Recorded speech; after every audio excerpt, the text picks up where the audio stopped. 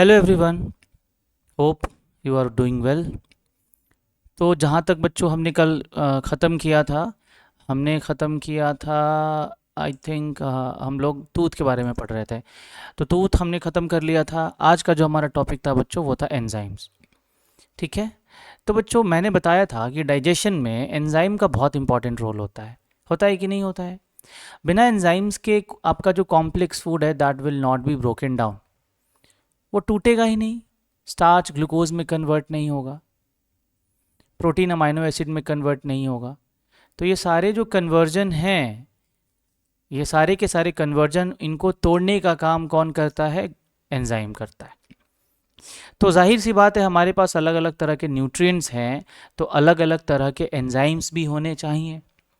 तो हमारे जो मेन एंजाइम्स हैं जिनके बारे में आपको पढ़ना है, उनमें से कुछ मैंने लिखा, इवन जो इंपॉर्टेंट आपके लिए। अमाइलेज,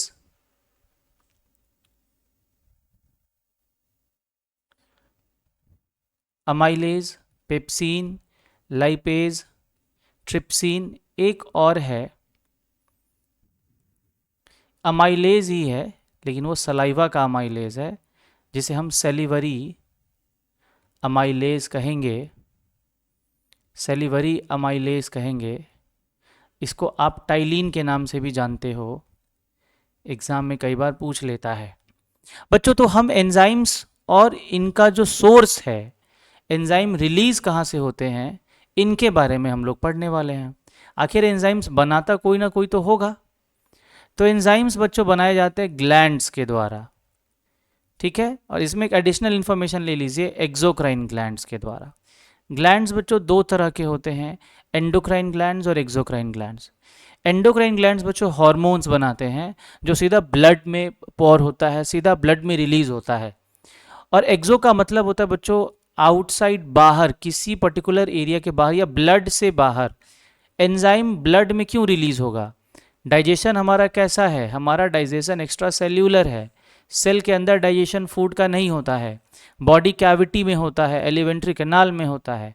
तो वहाँ तक एंजाइम भेजा जाता है। यानी कि अगर ये कोई पर्टिकुलर ग्लैंड है और ये हमारा एलिमेंट्री कैनाल है और ये स्टमक है, तो एंजाइम यहाँ आएगा। अगर सीधा ब्लड में जाता तब जाकर कि एंडोक्राइन हो जाता। समझ रहे बात? तो ग्लैंड्स दो तरह के होते हैं, एंडोक्राइन ग्लैंड्स और एक्सोक्राइन ग्लैंड। तो एंजाइम्स बनाने वाले ग्लैंड्स एक्सोक्राइन ग्लैंड्स होते हैं। तो चलिए बच्चों, इसको थोड़ा हम लोग डीपली देख लें, समझ लें। देखिए, जब हम बात कर रहे हैं बच्चों एंजाइम्स की, तो एंजाइम का रोल क्या होगा, एंजाइम के सोर्सेज क्या होंगे, आखिर एंजाइम्स बनाते कौन है। तो अभी तुरंत मैंने बच्चों अभी आपको बताया है कि एंजाइम्स जो बनाने का काम करते हैं वो होते हैं बच्चों exocrine glands. Exocrine glands. Glands का नाम याद रखना ज़रूरी भी है, नहीं भी है, आप याद रख सकते हो। सबसे पहले बच्चों आता है, नोट करते चलिएगा, इंपॉर्टेंट है। सबसे पहले आता है बच्चों सैलिवरी ग्लैंड्स।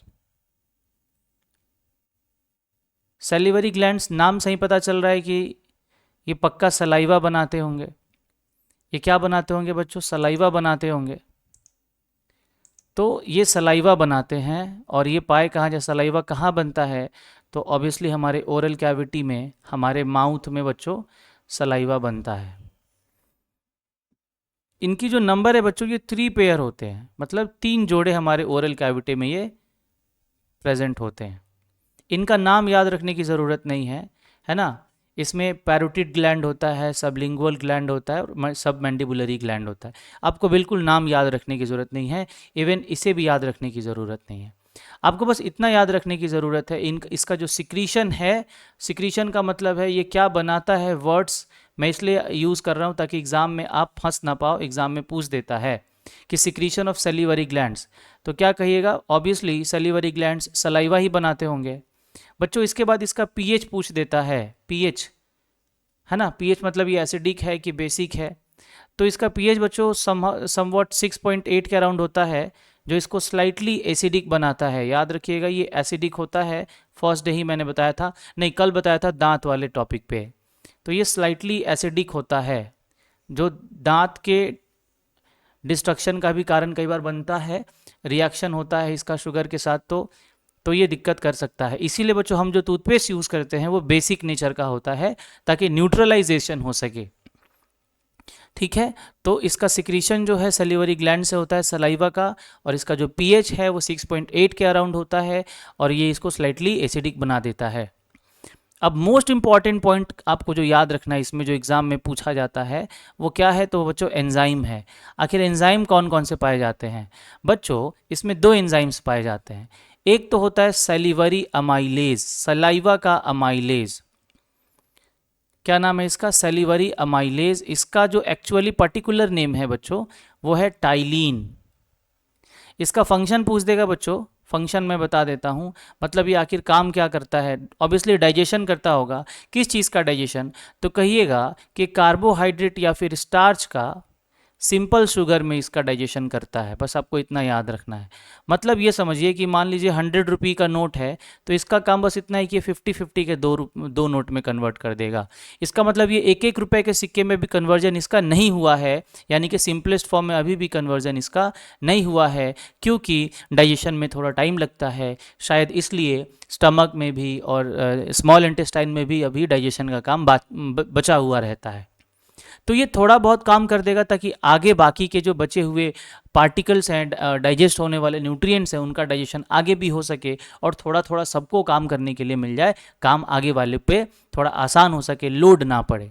ठीक है, तो सलिवरी अमाइलेज का काम मैंने बता दिया। इन्फॉर्मेशन के लिए जो दूसरा एंजाइम है वो भी मैं बता देता हूँ, डोंट नीड टू रिमेंबर, लेकिन आप याद कर सकते हो। जो दूसरा एंजाइम होता है बच्चों वो होता है लाइसोजाइम। लाइसोजाइम बच्चों, लाइसोजाइम जो एंजाइम है ये बैक्टीरियल साइड होता है। बैक्टीरियल साइड होता है, बोले तो बैक्टीरिया को मारने वाला। ऑब्वियसली मैंने कल भी बताया था, हमारे माउथ में बैक्टीरिया प्रेजेंट होते हैं तो उनको मारना ज़रूरी है। आपने डॉग को देखा होगा कई बार, डॉग्स को दे लिक दियर वुंड्स। वो अपने घाव को, कहीं घाव वाव हो जाएगा तो वो अपना घाव को चाटने लगता है सब। आपने ये ऑब्जर्व कभी ना कभी तो ऑब्जर्व किया होगा। अच्छा, ये इधर मैं लिख रहा था लेकिन हो नहीं पाया, मैं आगे दोबारा लिख देता हूँ ताकि चीज़ें आपको समझ में आ सके। तो बच्चों ये क्या करते हैं, मैं रिपीट कर दूँ, ये जो एंजाइम है बच्चों लाइसोजाइम है, बैक्टीरिया को मारने के लिए होता है, टू किल बैक्टीरिया। और इसका सबसे अच्छा एग्जाम्पल क्या है? Dog, licking of wound by dogs. Licking of wound by dogs. ऐसा क्यों करते हैं? क्योंकि देखो घाव क्या है, तो सेप्टिक है, वुंड सेप्टिक है। सेप्टिक का मतलब होता है इन्फेक्शन हो सकता है वहाँ पे, इसीलिए हम सेवलॉन वगैरह का यूज़ करते हैं और एंटीबायोटिक्स का यूज़ करते हैं, ताकि वो वहाँ के बैक्टीरिया को मारेगा तो हमारा जो इम्यून सिस्टम है उसको ठीक से सही कर पाएगा। तो एंजाइम, इसके सलाइवा में एंजाइम होता है लाइसोजाइम, तो सलाइवा में जो एंजाइम है लाइसोजाइम वो उस बैक्टीरिया को मारता है और तब जा करके उसका घाव ठीक होता है। अब बेचारा डॉग तो डॉग है, वो हमारी तरह किसी मेडिकल शॉप में जा करके दवा तो नहीं ना मांगेगा। कैसे मांगेगा, ज़रा इमेजिन करो तो। हम तो जाते हैं, बोलते भैया हमको एंटीसेप्टिक कोई दवा दे दीजिए। एंटीसेप्टिक का मतलब जो इन्फेक्शन को रोक सके, इसलिए वो अपना घाव बेचारा लिक करता है, चाट लेता है। चाट लेते उसको शौक थोड़ी लगा हुआ है, सलाइवा में एंजाइम है, उसको पता है कि उसके एंजाइम से, उसके लार से उसका घाव ठीक हो सकता है। ठीक है, तो मैंने सलाइवा का बता दिया बच्चों, जो इंपॉर्टेंट चीज़ें थी। इसमें इसका कंपोजिशन तो नहीं पूछता है, लेकिन इसमें बच्चों थोड़े बहुत इसमें कार्बोनेट होते हैं, थोड़ा बहुत सॉल्ट होता है, और मिनरल सॉल्ट जिसको हम लोग बोलते हैं, और एंजाइम मैंने बता ही दिया। ठीक है, चलिए। एक दिन में बच्चों लगभग हम 1 से 1.5 लीटर तक सलाइवा रिलीज कर लेते हैं। अब दूसरा ग्लैंड जो है उसके बारे में हम लोग बात कर लेंगे। तो माउथ के बाद बच्चों हम लोग सीधा चले जाएंगे आपको स्टमक में। कुछ बातें मैं बता दूं, फूड पाइप में बच्चों डाइजेशन नहीं होता है। जो हमारा ईसोफेगस है, फूड पाइप में डाइजेशन नहीं होता है, नो डाइजेशन टेक्स प्लेस। ये पूछा हुआ है क्वेश्चन, बोर्ड ने पूछा हुआ है कि which part of the alimentary canal और digestive system does not concern with digestion, तो बोलेंगे फूड पाइप या फिर ईसोफेगस।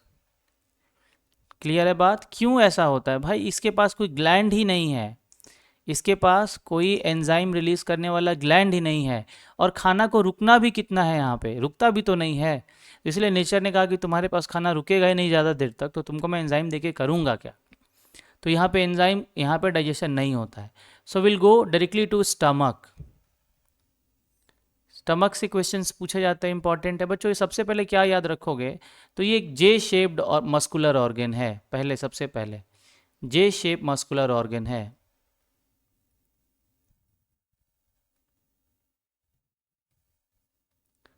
ठीक है, मैं आई थिंक इसका डायग्राम होना चाहिए, रुकिए मैं दिखाता हूँ।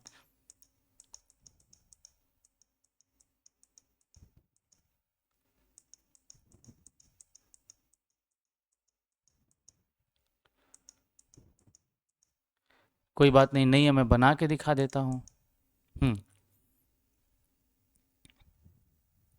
देखिए, लाइक समवट लाइक दिस, ये फूड पाइप है, और ये आपका स्टमक है, और ये आपका ड्यूडेनम है, ये आपका स्मॉल इंटेस्टाइन है। तो बच्चों ये आपका स्टमक हो गया। स्टमक अंदर से एकदम प्लेन नहीं होता है, इसके अंदर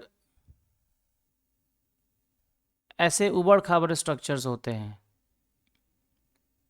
इसको रूगे बोलते हैं। They are nothing but the gastric glands. यहाँ पे बच्चों गैस्ट्रिक ग्लैंड्स प्रेजेंट होते हैं, गैस्ट्रिक ग्लैंड्स।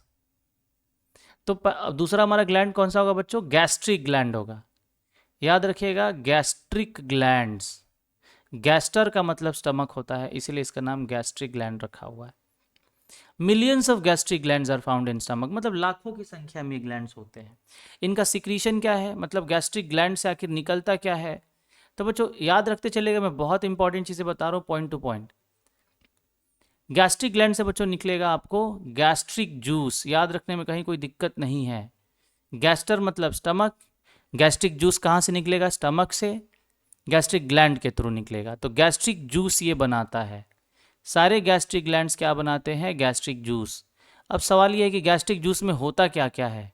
सबसे पहले आप जिसके बारे में जानते हो पहले से, HCl हाइड्रोक्लोरिक एसिड, और दो एंजाइम्स होते हैं। दो एंजाइम्स होते हैं, प्रो एंजाइम्स जिनको हम लोग कहेंगे। एक होता है बच्चों रेनिन, वैसे प्रो रेनिन होता है, लेकिन आप इतना याद रखेंगे, रेनिन और पेप्सिन। रेनिन और पेप्सिन, क्या क्या होता है, रेनिन और पेप्सिन, मोस्ट इंपॉर्टेंट याद रखिएगा। दो एंजाइम्स हो गए, और एक और चीज़ होता है बच्चों म्यूकस। म्यूकस। और क्या क्या सवाल पूछ सकता है मैं बताता चलूँ। HCl किस तरह के सेल्स से रिलीज होता है, तो आप याद रखेंगे ऑक्जेंटिक सेल्स, ये पूछा हुआ है। और ये दोनों एंजाइम्स तो chief cells, peptic cells, peptic cells याद रख लीजिए आप। और म्यूकस तो गॉबलेट सेल्स या म्यूकस सेल्स। बस इतना ही याद रखना है, ठीक है।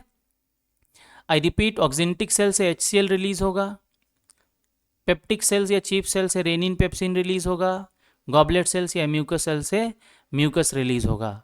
देखिए, गैस्ट्रिक ग्लैंड का जो स्ट्रक्चर होता है, अगर आप माइक्रोस्कोपिक व्यू में देखेंगे तो कुछ इस तरह से बड़ा बड़ा।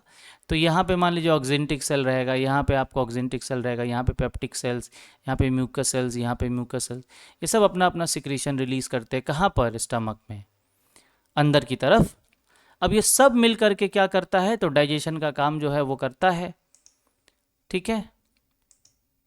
तो मैं इसको और आगे स्लाइड में समझा दूं। देखिए, मैं सबका फंक्शन बताता चलता हूं बच्चों, क्योंकि ये भी पूछता है। HCl का फंक्शन बच्चों, तो ये to kill bacteria, to kill bacteria, क्योंकि एसिडिक एनवायरनमेंट में बैक्टीरिया नहीं ग्रो कर पाएगा, और खाने के साथ बैक्टीरिया तो जाता ही है, इसलिए नेचर ने हमें पहले से ही उसे मारने का प्रबंध कर दिया है। उसके बाद to create an acidic medium which helps enzymes inactivation and perform function and perform their function, मतलब इतना कि एक तो ये बैक्टीरिया को मारेंगे, ध्यान से समझ लीजिएगा। दूसरा ये कि ये जो एंजाइम्स हैं बच्चों, ये जब तक मैं आपको समझा दूँ, जैसे देखिए प्रो एंजाइम्स जो मैंने आपको बताया था, प्रो मतलब वो अभी वो काम नहीं कर रहा है, जैसे ही वो HCl के कांटेक्ट में आएगा ये एक्टिवेट हो जाएगा और ये बन जाएगा एंजाइम, और ये क्या बन जाएगा, एंजाइम। यानी कि ये क्या हो गया बच्चों, एक्टिवेटर। ये क्या बन गया बच्चों, एक्टिवेटर। कौन, HCl आपका क्या बन गया, एक्टिवेटर। ठीक है, प्रो एंजाइम को एंजाइम में कन्वर्ट कर दिया। समझ में आ रहा है बात। एंजाइम कौन कौन से हैं बच्चों, पेप्सिन और रेनिन। क्लियर है बात। चलिए, तो HCl का काम समझ में आ गया, एंजाइम्स का समझ लीजिए। पहले नंबर पे बच्चों पेप्सिन, इसका फंक्शन बच्चों, ये प्रोटीन जो है, प्रोटीन का डाइजेशन करता है। प्रोटीन को ये तोड़ता है पॉलीपेप्टाइड में,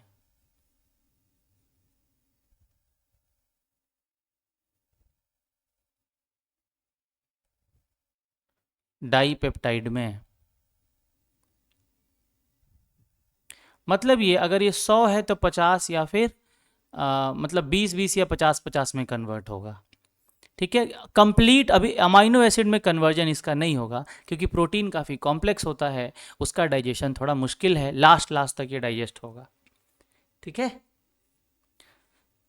तो कोई भी प्रोटीन का डाइजेशन पेप्सिन से हो सकता है। एक स्पेशल एंजाइम है बच्चों, ध्यान से समझिएगा, जिसको हमने रेनिन कहा था, ये एग्जाम में पूछा हुआ है, मोस्ट इंपॉर्टेंट है।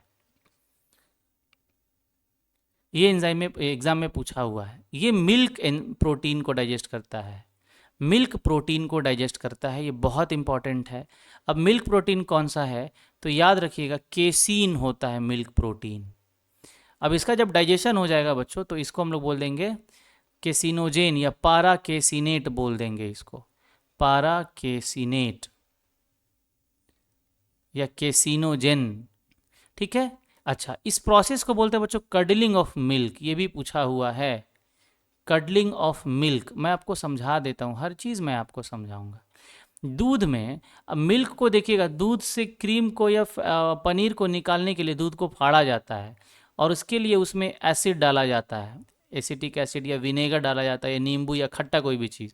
तो होता क्या है देखिएगा, उसका जो सॉलिड है मतलब पनीर है वो, और उसमें जो वाटर कंटेंट है वो अलग हो जाता है। जाहिर सी बात है, पानी से तो हमको कोई लेना देना है नहीं, तो जो सॉलिड पार्ट है यानी कि पनीर या छेना, उसी को बच्चों केसीन बोलते हैं। समझ गए बात। तो डाइजेशन तो इसी का होना है, तो इसी के डाइजेशन में रेनिन हेल्प करता है। ठीक है, तो होता क्या, ये एक्टिव ज़्यादा किस में रहता है ये भी मैं बता दूं, तो बच्चों ये मैमल्स के इन्फांट में ज़्यादा एक्टिव रहता है, क्योंकि बच्चे ज़्यादा दूध पीते हैं, मिल्क ज़्यादा कंज्यूम करते हैं।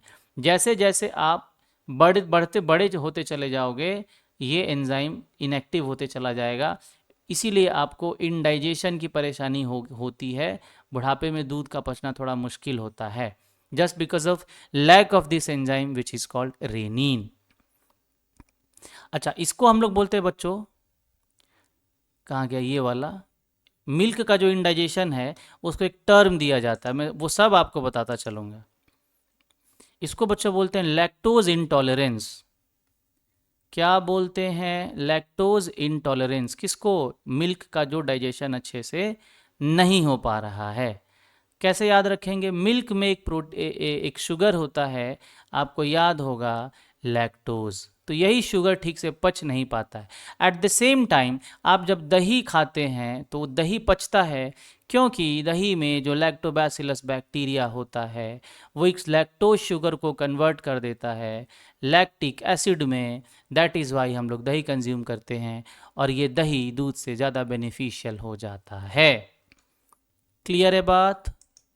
चलो बहुत बढ़िया, तो ये दोनों एंजाइम्स का काम हम लोग समझ लिए। अब आगे बढ़ते हैं। अब एक म्यूकस का काम रह गया बच्चों। अब म्यूकस जो है, आप यूँ समझिए कि एसिड जो है HCl, ये इतना डेंजरस है। HCl का pH पूछ सकता है ये बच्चों, ये लगभग 1.5 से 3.5 तक हो सकता है, डिपेंड करता है बच्चा है या एडल्ट है। बच्चे में इसका pH 5 तक होता है, क्योंकि बच्चे का पेट अभी नया है, न्यू है, तो अगर एक्स्ट्रा एसिडिक होगा तो पेट जल्दी जो है वो डेटोरिएट होने लगेगा, मतलब टूटने लगेगा, गलने लगेगा, एसिड उसको नुकसान पहुंचा सकता है। तो इस एसिड को नुकसान, एसिड ये नुकसान ना पहुंचा पाए, तो पेट, ये जो स्टमक है, इसके ऊपर ऊपर एक लेयर बन जाता है म्यूकस का। मतलब म्यूकस जो है दैट प्रोटेक्ट्स, याद करिएगा, दैट प्रोटेक्ट्स, यानी mucus protects the wall of stomach, inner wall of stomach from the acidic effect, याद रहेगा।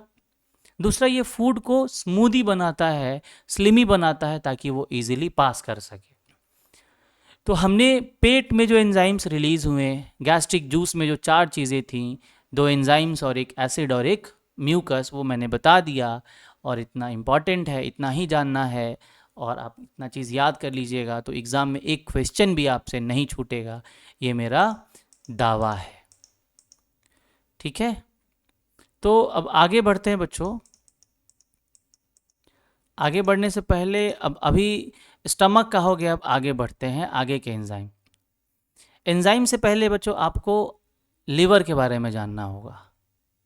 लिवर बच्चों ये लार्जेस्ट ग्लैंड होता है, ये चीज़ याद रखिएगा इंफॉर्मेशन के लिए। Largest gland of the body, largest organ नहीं, लार्जेस्ट ग्लैंड। लार्जेस्ट ऑर्गेन आपका स्किन है, बच्चे कई बार गलती कर देते हैं। लिवर, इसका जो डाइजेशन में इसका जो रोल है बच्चों, वो ये है कि ये इट मेक्स बाइल जूस, या फिर सिंपली बाइल बनाता है। फिलहाल के लिए भी इतना ही याद रखिएगा। बाइल जो है बच्चों, इसका जो पीएच है वो 8.467 हो सकता है, कभी कभी 7.8 भी हो सकता है। जाहिर सी बात है 7+ है तो ये बेसिक एल्कलाइन नेचर का होगा, क्योंकि अब एसिड का काम ख़त्म हुआ। अब फूड जैसे स्टमक से इंटेस्टाइन की ओर बढ़ेगा तो ये बाइल वगैरह जो है उसको बेसिक कर देंगे, क्योंकि आगे के एंजाइम्स जो हैं वो बेसिक मीडियम में काम करेंगे। बात समझ रहे हो? तो ये तो एक चीज़ मैंने बता दिया। अब इसका काम क्या होगा, ध्यान दीजिएगा, ये पूछता है एग्जाम में। बाइल में बच्चों, बाइल में सॉल्ट्स होते हैं, बाइल में कुछ खास तरह के सॉल्ट्स होते हैं।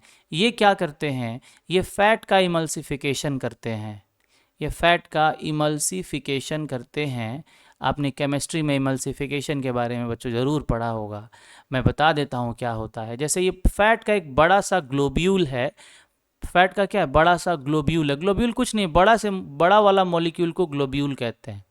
बस इसको छोटे छोटे टुकड़ों में तोड़ देना है, ठीक है, बस इसी को बोलते हैं इमल्सिफिकेशन। अब ये क्यों किया गया, क्योंकि बड़े वाले फैट मॉलिक्यूल पे फैट के जो एंजाइम्स हैं वो ढंग से काम नहीं कर पाएंगे, ठीक है, इसलिए इसको छोटा छोटा करना ज़रूरी है। ये ध्यान रखिएगा, डाइजेशन नहीं है, ये फिजिकल ब्रेकडाउन है। केमिकल ब्रेकडाउन को डाइजेशन बोलते हैं, यानी कि बस बड़े से पीस को छोटे से पीस में कन्वर्ट किया गया है। आगे एंजाइम्स इस पे काम करेंगे। आप हाथ जो धोते हो साबुन से, वो भी इमल्सिफिकेशन ही होता है। क्यों साबुन से हाथ धोते हो, केवल पानी से क्यों नहीं धोते हो, क्योंकि पानी से मिट्टी जो सटा हुआ है वो नहीं निकल पाएगा। तो सोप क्या करता है, उसको अपने साथ झाग बना के बाहर निकालता है, यानी अपने झाग में उसको ले लेता है, उन सारे डस्ट मॉलिक्यूल्स को। वो इमल्सिफिकेशन ही है, उसका सरफेस एरिया बढ़ा देता है ताकि ईजिली वो छोड़ सके हाथ के, मतलब हाथ के सरफेस को वो मैल छोड़ सके। तो इमल्सिफिकेशन क्या है, तो बोलेगा conversion of big fat globule into small fat molecules. कौन करता है, तो बाइल। याद रखिएगा ये डाइजेशन नहीं करता है, ध्यान रखिएगा। तो लीवर का डाइजेशन में कोई रोल नहीं है, it is not a digestive gland. ये इंपॉर्टेंट है, मैं आपको बता दूं, एग्जाम में पूछ सकता है। बनाता तो ये बाइल है, लेकिन स्टोर नहीं करता है। स्टोर होता है, स्टोर्स इन एक अलग सा organ which is called gall bladder, नाम सुना होगा। बाइल गॉल ब्लैडर में स्टोर होता है, वहीं से रिलीज होता है, याद रखिएगा। Makes by the liver, made by the liver and stored by the gall bladder, ठीक है। आगे बढ़ूं बच्चों, लिवर का डाइजेशन में बहुत इंपॉर्टेंट रोल होता है।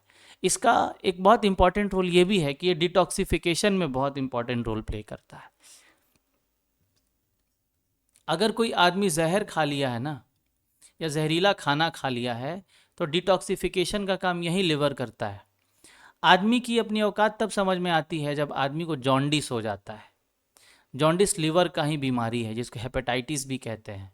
उसमें लिवर डिस्टर्ब हो जाता है, देखते हो कुछ भी आदमी नहीं खाता है, लिक्विड पीता है, क्यों भाई? क्योंकि लिवर अपना काम जो है, मतलब लिवर डिस्टर्ब्ड है। तो एक लिवर के डिस्टर्ब होने से हमारा पूरा डाइजेशन जो है वो हिल के रह जाता है। तो लीवर में एक और चीज़ होती है बच्चों, जो बहुत अच्छी चीज़ है, रीजनरेट कर सकता है, लेकिन उसको समय चाहिए। रीजनरेट का मतलब होता है वो दोबारा खुद को फॉर्म कर सकता है, पूरा बन सकता है, बट उसके लिए उसे टाइम चाहिए। इसीलिए 2 महीना 3 महीना इलाज चलता है। लीवर जब पूरा नया बन जाता है फिर हम खाना शुरू करते हैं। तो तेल मसाले, कच्चे मसाले और ये सारी चीज़ें अगर हम कम खाएं तो हमारा लिवर हेल्दी रहेगा। ठीक है, तो ये इन्फॉर्मेशन के लिए था बच्चों। अब आगे का मैं बता दूं, एक और ऑर्गन है बच्चों, ग्लैंड है जो है पैनक्रियाज।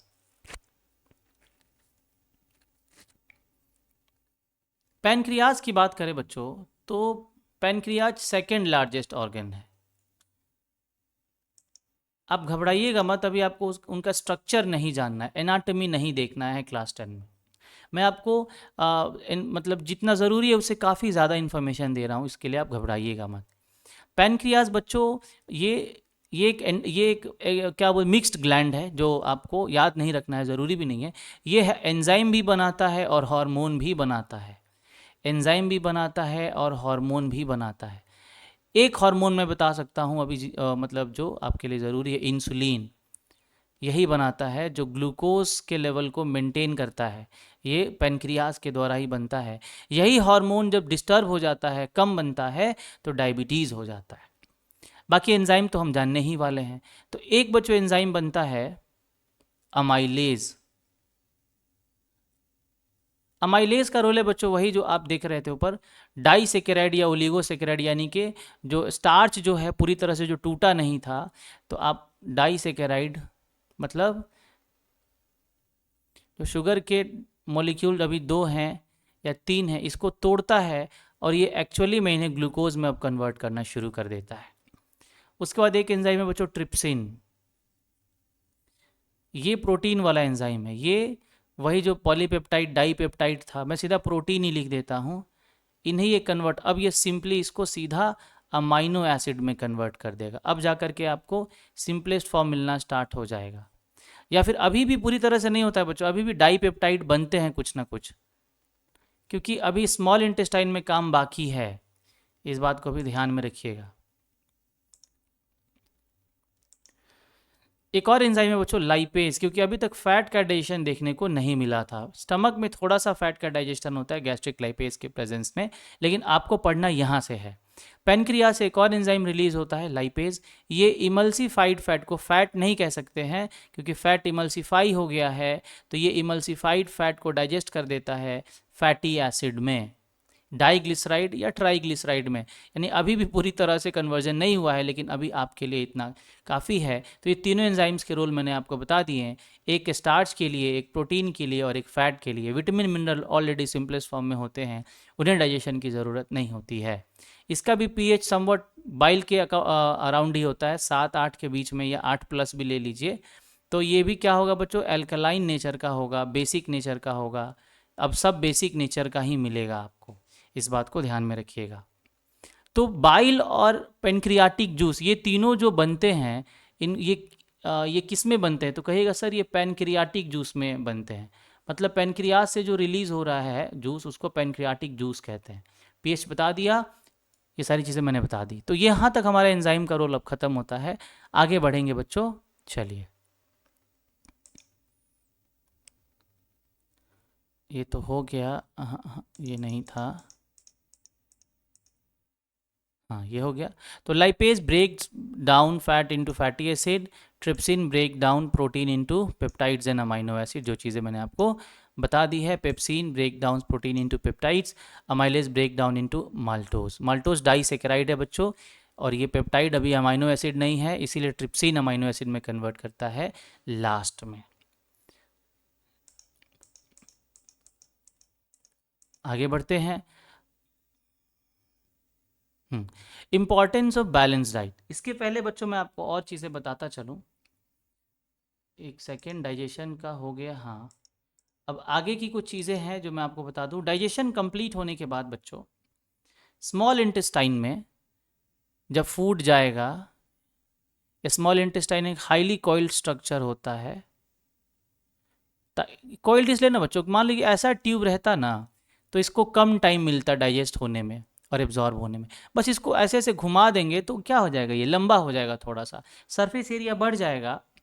और आपको एक और चीज़ समझना है कि स्मॉल इंटेस्टाइन का जो इनर स्ट्रक्चर होता है, जो ये है, इसके अंदर फिंगर लाइक स्ट्रक्चर्स, ऐसे ऐसे स्ट्रक्चर्स होते हैं बच्चों। इन्हें विलाई कहते हैं, याद रखिएगा, बिलाई नहीं विलाई। मैं एक विलाई को बड़ा करके बताता हूँ इस तरह से। विलाई के अंदर बच्चों ब्लड वेसल्स होते हैं, ब्लड वेसल्स होते हैं। क्यों होते हैं बता दो। फूड बच्चों डाइजेस्ट होगा जब यहाँ पर, तो डाइजेस्ट होने के बाद फूड को कहाँ जाना है, ऑब्वियसली ब्लड में जाना है। तो ये जो ब्लड वेसल्स हैं, और ये किसके थ्रू, तो विलाई के थ्रू। ब्लड वेसल्स में ब्लड है, ठीक है। ब्लड में जो है डाइजेस्ट होने के बाद जो मॉलिक्यूल्स बने हैं, न्यूट्रिएंट्स, उन्हें आप क्या कहोगे, तो डाइजेस्टेड मॉलिक्यूल्स कहोगे। वो क्या है, डाइजेस्टेड मॉलिक्यूल्स हैं। वो ब्लड में एब्जॉर्ब हो जाएंगे, इनका ब्लड में क्या हो जाएगा, एब्जॉर्प्शन हो जाएगा बच्चों, इनका ब्लड में एब्जॉर्प्शन हो जाएगा। फिर ब्लड जो है पूरे बॉडी में उन्हें ट्रांसपोर्ट कर देगा, पहुंचा देगा। तो ये चीज़ बता दिया। आप क्या पॉइंट याद रख सकते हो, longest part of alimentary canal, ठीक है, कौन सा, स्मॉल इंटेस्टाइन। अराउंड 7 मीटर इसका लेंथ होता है। उसके बाद हाईली कॉइल्ड स्ट्रक्चर होता है।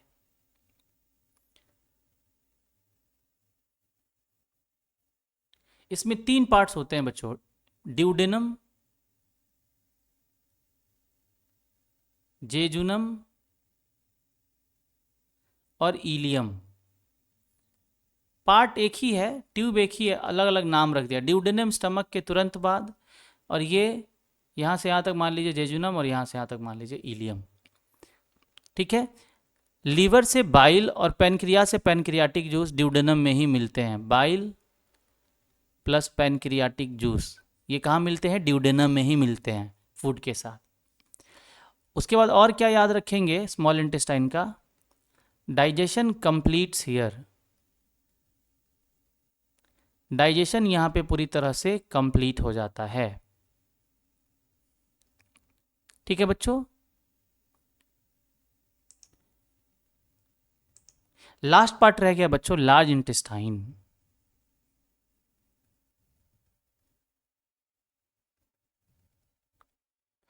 बच्चों मान लीजिए कि स्मॉल इंटेस्टाइन में फूड का डाइजेशन कंप्लीट हो गया। कल ही बताया था आपको, सारा फूड तो बॉडी एब्जॉर्ब करेगा नहीं, तो जो फूड बच गया, जो बॉडी ने एब्जॉर्ब नहीं किया, उसका क्या होगा, बॉडी उसको बाहर फेंकेगा।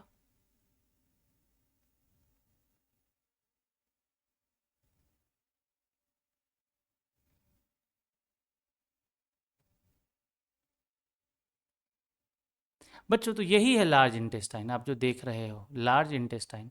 इसको भी 3 पार्ट में बांटा गया है। असेंडिंग कोलोन, मतलब ऊपर चढ़ रहा है।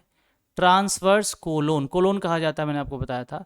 और ये नीचे उतर रहा है, इसलिए इसको डिसेंडिंग कोलोन कहते हैं। यहाँ पे आपको जो पॉटी है, फीकल मैटर उसको बोलते हैं, स्टोर होता है रेक्टम में, याद रखिएगा रेक्टम में स्टोर होता है। ये 2 सेंटीमीटर तक एनल केनाल होता है, और यहाँ पोर होता है जिसको एनस कहते हैं, जहाँ से आपका वेस्ट बाहर निकलता है। तो बच्चों लार्ज इंटेस्टाइन का काम क्या हुआ, तो ये थिक होता है, बहुत मोटा होता है स्मॉल इंटेस्टाइन से, इसलिए इसका नाम लार्ज इंटेस्टाइन है। डायमीटर में थिक होता है। वेस्ट स्टोर करता है, ये स्टोर्स वेस्ट। वेस्ट क्या है, अनडाइजेस्टेड पार्ट। उसके बाद इसका एक और काम होता है एब्जॉर्प्शन। ये एक काम करता है absorption of water and salt, ये काम इसका है। स्मॉल इंटेस्टाइन का काम केवल न्यूट्रिएंट्स को एब्जॉर्ब करना है। वाटर और सॉल्ट का एब्जॉर्प्शन बच्चों लार्ज इंटेस्टाइन के द्वारा होता है, ठीक है। वही अगर आप कम पानी पियोगे तो पानी तो एब्जॉर्ब हो जाएगा। तो पानी की कमी से, lack of water causes constipation, कब्ज हो जाएगी, बाथरूम ठीक से नहीं होगा।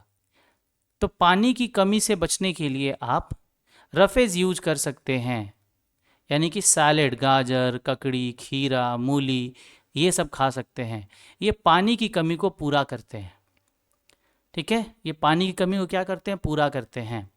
एक और चीज़ मैं बता दूं बच्चों, क्योंकि वेस्ट का फीकल मैटर में कन्वर्ट होना थोड़ा मुश्किल होता है। फीकल मैटर मतलब पॉटी, आप देखोगे स्मूथ और सॉफ्ट होता है, जिसके लिए बच्चों हमारे लार्ज इंटेस्टाइन में बहुत सारे मिलियंस ऑफ बैक्टीरिया होते हैं जो कि उस फीकल मैटर को कन्वर्ट करते हैं, मतलब और छोटे छोटे मॉलिक्यूल्स में सॉफ्ट और स्मूथ मॉलिक्यूल्स। आखिर इससे इनको क्या मिलता है? तो इससे इनको एनर्जी मिलती है, फूड मिलता है, ठीक है, और कुछ विटामिन का भी फॉर्मेशन ये कर देते हैं। तो बच्चों याद रखिएगा, जो हमारा फीकल मैटर है उसका मूवमेंट इस तरह होता है, धीरे धीरे ऐसे जाता है, फिर ऐसे आता है, फिर ऐसे जमा यहाँ होता है। जब ये भर जाएगा रेक्टम आपका, तो आपको उसको रिलीज़ करने का फीलिंग आएगा। यहाँ से ब्रेन को एक मैसेज आएगा, इसके फुल होने के बाद नर्व्स लगे होते हैं और ब्रेन जो है इसको दबाएगा, तो आपको फील आएगा कि आपको बाथरूम जाना है, ठीक है। जब तक ब्रेन नहीं कहेगा तब तक जो कुछ भी कर लो आप, बाहर अंदर से बाहर कुछ नहीं आएगा, ठीक है। तो बच्चों हमने लार्ज इंटेस्टाइन तक कंप्लीट कर लिया, बाकी के 2-3 चीज़ें और बच गई हैं जो कि हम बच्चों अगले स्लाइड में बात करेंगे। तो आई होप आपको चीज़ें समझ आ रही हैं, आप पढ़ रहे हैं और होमवर्क कर रहे हैं। तो थैंक यू सो मच बच्चों, और फिर डाउट हो तो पूछना। Okay bye.